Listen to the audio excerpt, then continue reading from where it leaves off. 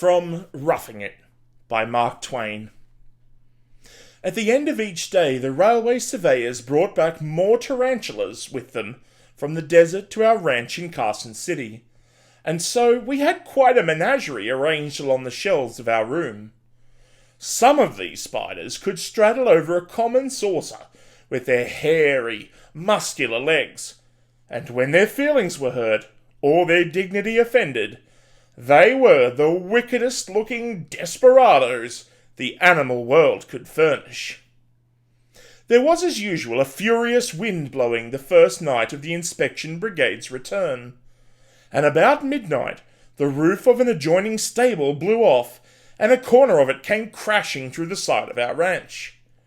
There was a simultaneous awakening and a general tumbling and sprawling over each other in the narrow aisle between the bedrows. In the midst of the turmoil, Bob sprung up out of sound sleep and knocked down a shelf with his head. Instantly he shouted, "Turn out, boys! The tarantulas is loose!" No warning ever sounded so dreadful. Every man groped for a trunk or a bed and jumped on it. Then followed the strangest silence. A silence of grisly suspense it was.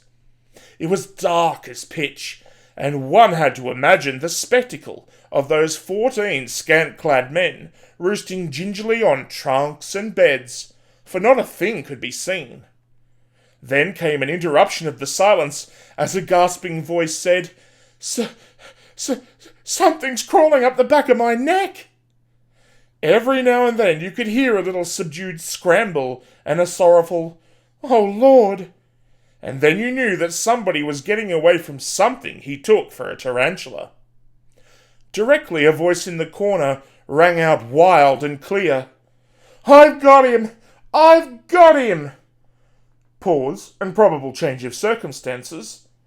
"No, he's got me! Oh, ain't they ever gonna fetch a lantern?"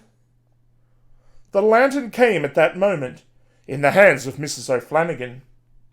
The landscape presented to her when the light flashed into the room was picturesque, and might have been funny to some people, but was not to us. Although we were perched so strangely upon boxes, trunks, and beds, and so strangely attired too, we were too earnestly distressed and too genuinely miserable to see any fun about it. I know I am not capable of suffering more than I did during those few minutes of suspense in the dark, surrounded by those creeping, bloody-minded tarantulas.